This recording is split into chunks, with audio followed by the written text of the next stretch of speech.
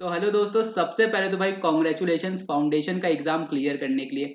अब लेकिन आ चुके हैं इंटर लेवल पे। बेटा इंटर लेवल पे अभी सभी बच्चों के मन के अंदर एक क्वेश्चन घूम रहा है कि सर सिंगल ग्रुप के लिए जाएं या बोथ ग्रुप के लिए जाएं। बेटा ये जो बेसिकली क्वेश्चन है ना, ये एक इंटर लेवल पे बेसिकली आएगा तो बीच में हर समय पे, लेकिन दो बार बेटा आपके काम का होता है सर। कब? एक तो जब अपन प्रिपरेशन करना स्टार्ट करते हैं, मतलब आज की सिचुएशन, और एक बेटा जब आपका आईसीआई का एग्जाम फॉर्म फिल होता है ना, उस समय बेटा ये डिसीजन मेकिंग वापस से चेंज करने का मौका हमें मिलता है आखिरी बार। तो सुन लो बेटा, इस बार सर इस बार क्यों इतनी दिक्कत हो रही है, क्योंकि बेटा जो आईसीआई का न्यू कोड, जैसे कि आपको स्क्रीन के ऊपर प्रोस्पेक्टस दिख रहा होगा, वो आ चुका है। और सर इसके अंदर कुछ सब्जेक्ट्स हटा दिए गए हैं, सब्जेक्ट्स या फिर सर कुछ एमसीक्यूज वगैरह भी इंट्रोड्यूस कर दिए। तो सर डिसीजन मेकिंग बच्चा कैसे करे आखिरकार? तो बच्चों सबसे पहला पॉइंट तो इसके अंदर जो डिसीजन मेकिंग करनी है ना, वो बेटा हर स्टूडेंट के लिए डिफर करेगी। लेकिन जनरली न्यू कोर्स के और ये पहले अटेम्प्ट के होने की वजह से आप जब सारे पॉइंट्स मैं आपको बताऊंगा कि कौन कौन के पॉइंट्स को आपको अपनी कंसिडरेशन में लेना है, प्लस अपनी सिचुएशन को वहां पे फिट करके देखना है कि सर हम एक ग्रुप के लिए जाएं या फिर बोथ ग्रुप के लिए जाएं।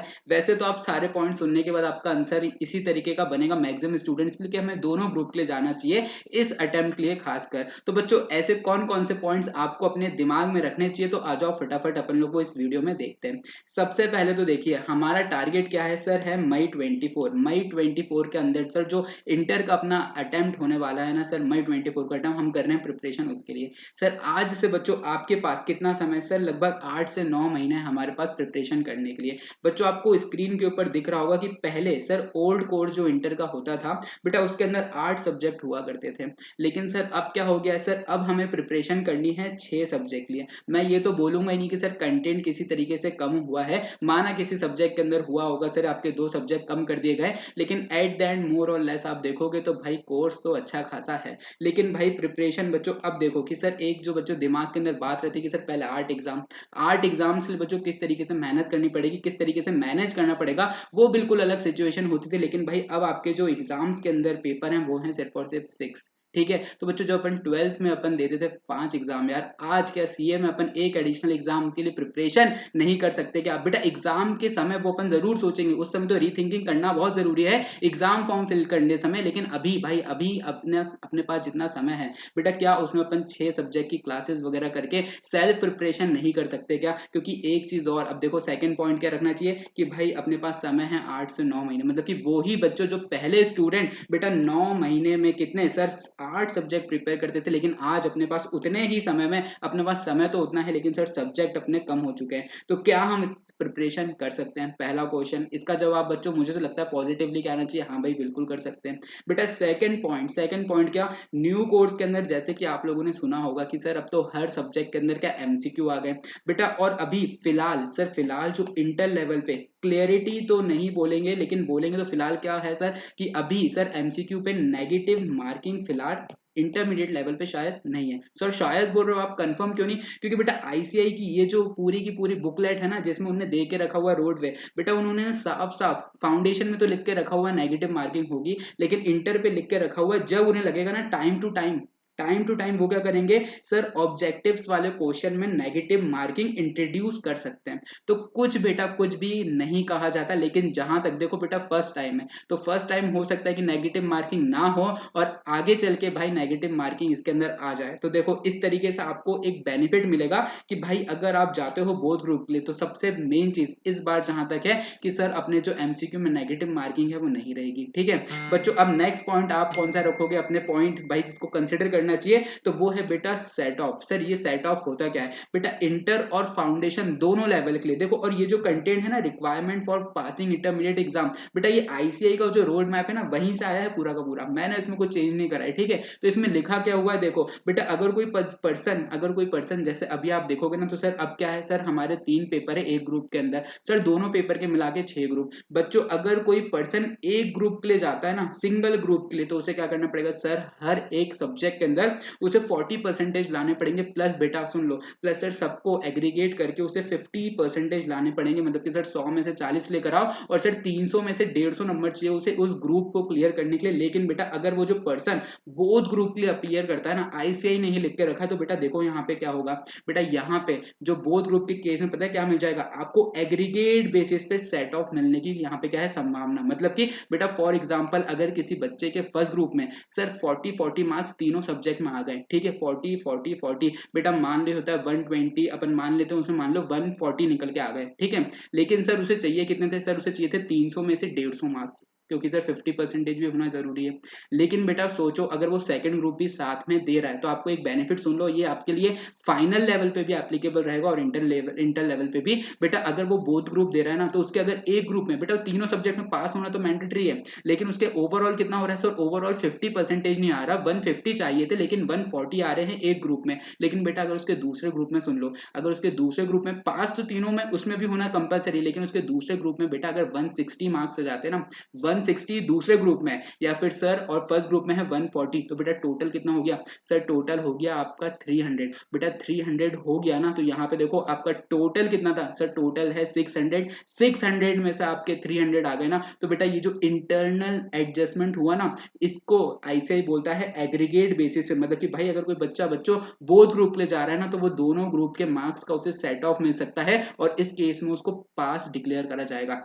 मतलब कि सर यहाँ पे तो उसके 10 नंबर कम थे ओवरऑल में, जब भी बेटा क्योंकि सेकंड ग्रुप के साथ उसका एग्रीगेट मिला के देखा जाएगा, साफ साफ आईसीआई ने लिख के रखा हो और पहले भी ऐसा ही होता था। तो बच्चों एग्रीगेट का ये जो फायदा मिलता है ना, सेट ऑफ का फायदा, ये मिलता है सिर्फ और सिर्फ उन बच्चों को जो कि क्या करते हैं, बोथ ग्रुप के लिए जाते हैं। हाँ लेकिन भाई पूरे सब्जेक्ट में पास होना तो जरूरी है, 40 मार्क्स उसमें तो चाहिए, उसके बाद एग्रीगेट सेट ऑफ किसी एक ग्रुप में ज्यादा हो, किसी एक में अगर कम है, तो भाई एग्रीगेट बेसिस पे भी आप क्लियर कर सकते हो।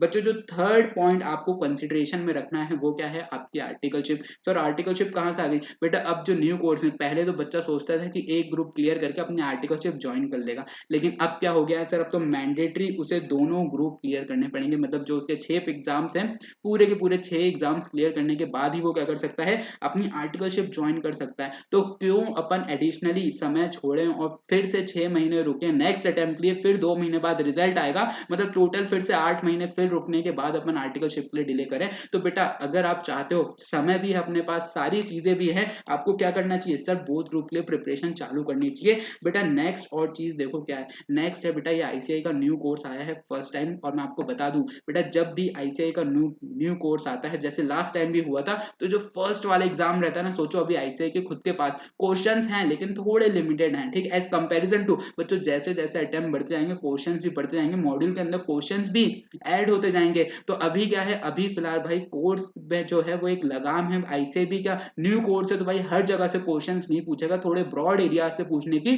कोशिश करेगा। तो एज कंपैरिजन टू बच्चों ये वाला जो अटेम्प्ट होगा उसको इजी होने के चांसेस उसके ज्यादा है कि सर जो पेपर वगैरह आएंगे वो इजी आएंगे, परसेंटेज जो होगा पासिंग वो भी क्या होगा, अच्छा निकल के आएगा।